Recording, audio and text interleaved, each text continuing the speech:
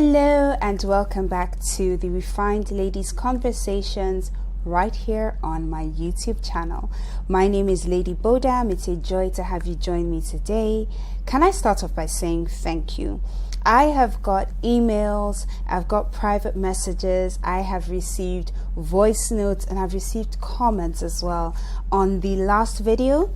Received so much positive, amazing feedback from the last video that I released, which was on the triggers for the refined lady. And I want to say thank you. Thank you for taking the time to watch. Thank you for taking the time to send me a note, taking the time to comment, taking the time to share with your friends, your family, your loved ones. I really appreciate it. I don't take it for granted one bit. So thank you.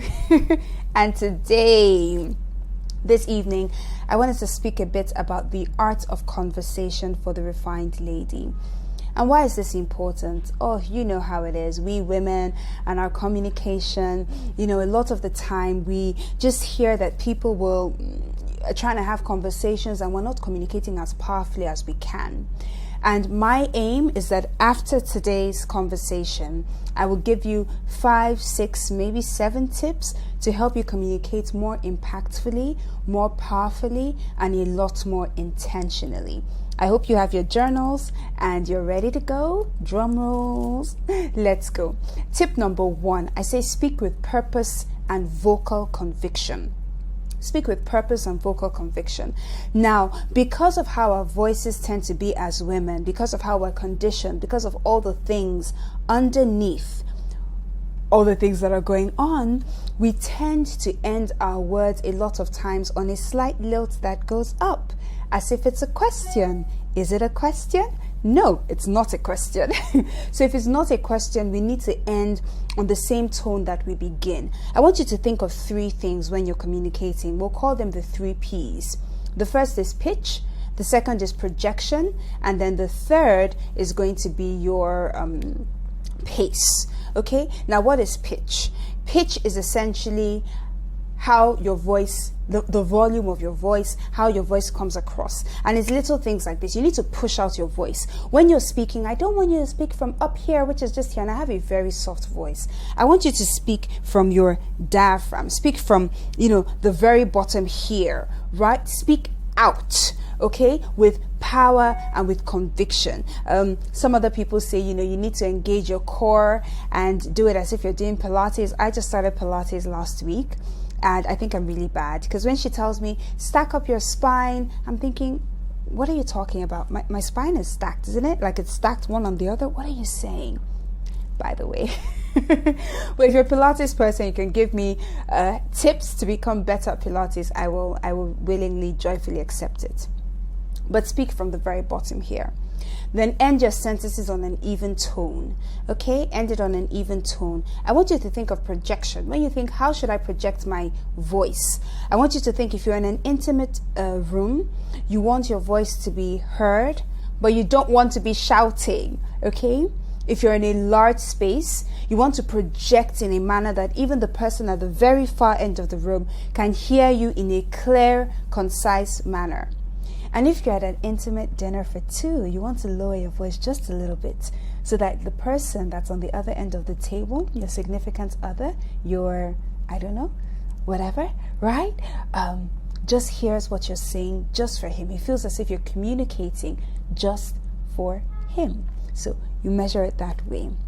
And then when we talk about pace, I'm simply speaking about how fast you're speaking or how slow you're speaking. You want to speak in a way that engages your audience so they can follow you, but you don't want to speak in a way that is so slow that while you are trying to get your words out, they have moved on to other things. You also don't want to speak so fast that they can't hear a word of what you're saying. They're wondering what she's saying. Is she trying to say this? And before they're catching on this, you've moved on. You don't want to speak that fast. You want to speak in a way that's easy to hear, easy to understand, and easy to follow you as you go through the conversation. Pitch, projection, and pace. The second thing I'd say is skip the filler words. And look, everyone needs to learn this. Sometimes I think about it and I'm saying, okay, how do I, fill these words? Because we're sometimes afraid of silence. And sometimes we want the place to, want to communicate powerfully, and we don't just want to pause and collect our thoughts. And this is where filler words come in. So here are saying things like, just what I was trying to just say. It's like, or we say, it's just, or literally, or honestly, or actually, all these type of things that don't really add value to the sentence, leave it out. So what do we do instead? First, identify what your filler words are. I, for example, tend to use quite a lot. I use I use honestly, I use literally. And you really don't need to use the word literally that many times in a sentence, I promise you. So I use those words. So identify what your filler words are, and then substitute it with a pause. So when you feel yourself about to come up and say, just pause, take a breath, collect your thoughts, and then begin again. You communicate a lot more elegantly in that manner. Okay. The third thing I'll say is own your space. And sometimes when we're speaking, we have, and I'm looking around my space here, but when we're speaking, we tend to be closed as women. I don't know if anybody has been on a flight and you sat by a man, not in business class. You're flying economy, you're going coach, and you have a guy sitting on either end. Typically, they come in, they sit by you, and they spread their legs and they spread their arms. And you're there, if you're like me, you're quietly seething. Like, can this person be considerate? Can't they move over a little? Can't they? All these type of things. Now, if you've been flying business class forever, you won't understand a word of what I'm saying, and that's okay. But as women, we tend to shrink subconsciously. But when you're communicating, a way of communicating powerfully is by taking up physical space. I once watched a video on the psychology of power. I'm going to see if I can get that link to you. And one of the things that communicate power when you're communicating is your body language. So what do I mean? If you're standing up to give a presentation, I want you to make use of your hands. Don't just stay like a mannequin and speaking from this one place, afraid to move. I want you to use your gestures, right? You can communicate in a way that's powerful. You can use your hands to make points. You can use it if you're comparing A to B. You can use your hands to do that, right? In whatever way you want to go. If you're seated, you can lean a bit forward and put your arms on the table so that it shows that you're taking up your space. You're not afraid to move. You're convinced about what it is that you're saying. And you're not ashamed to pass across the message in a way that's powerful and that reaches your target audience.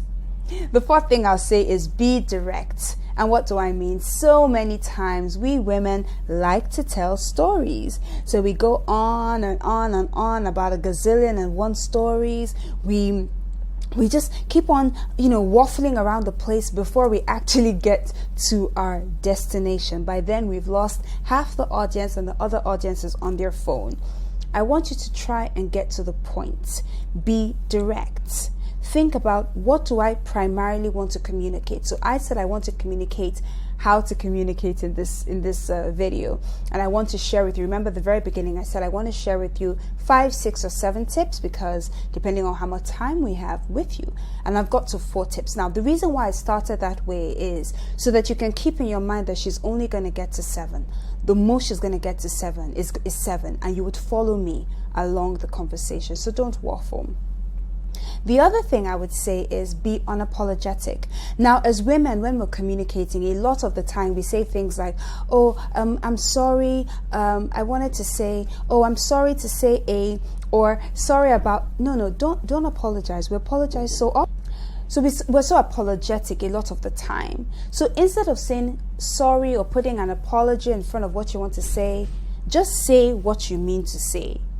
Just say it. So instead of, let's say you're in a restaurant, for example, and you've ordered, you ordered something and your order came out wrong. Instead of saying something like, I'm sorry, I ordered the ABC, just say, can you fix my order? I ordered this, but I got this. So try it with low risk situations. Don't apologize. Keep the apologies for when you've actually done something wrong and you really need to say sorry.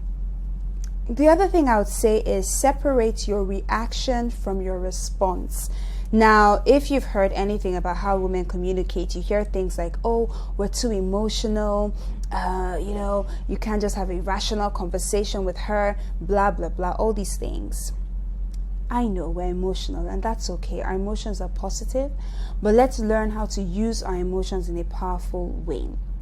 So let's say someone says something that either makes you upset, disappointed, betrayed, resentful, frustrated, annoyed, right? How can you react? Now, a number of times when that emotion hits us, when that feeling hits us, we immediately react from a place of that feeling. I want you to take a moment to pause and breathe.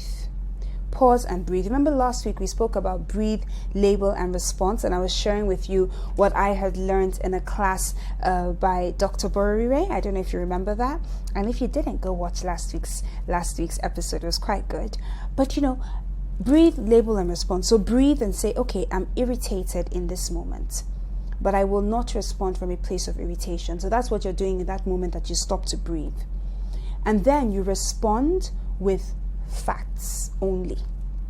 Okay, you respond with the concrete details, you respond with action plans, especially if you are in a corporate space. So whether you're running a business, if you're an employee, if you're an employer of labor, if you're in management, if you're a senior leader, you need to learn how to communicate disappointment without emotion. In that sense, you need to learn how to communicate annoyance without sounding so emotional that people don't hear the rationale of what it is that you're saying.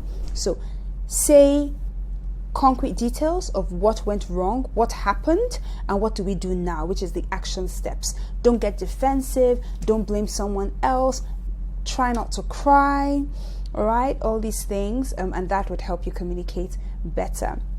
And then final thing I'd say is step up. So many of us give away the opportunities to speak because we just feel we're not good speakers. I don't communicate well. You go and just say this. You go and give that presentation. You go and speak there. You go and present well. You have the power within you. Only you can communicate your own ideas in a powerful enough way. So I want to encourage you. The next time you have an opportunity to speak, to lead a meeting, to present your work, take it up. Step up to the plate. Say, I'm going to do it. I'm going to do it afraid, with shaky knees, but I'm going to do it anyway. And as you practice, you get better. As you practice, you get even better. Communication is like etiquette. It's an art. It can be learned. It can be perfected as you go on and on. So I hope these tips have been helpful to you. These 6 tips or 7 tips I think I've shared today, I hope they've been helpful to you in your communication journey. I want to see you communicate better, communicate more powerfully, more intentionally, and more impactfully, right? Now, let me know which of these tips are you going to put into practice as you go into your new week. Which tip do you think, hey, this is for me? Or which other tip do you want to share with me and with my viewers as to how we can communicate even better? Leave it for me in the comment section. I'll see you next week. Until then, stay safe and remain beautiful. Bye.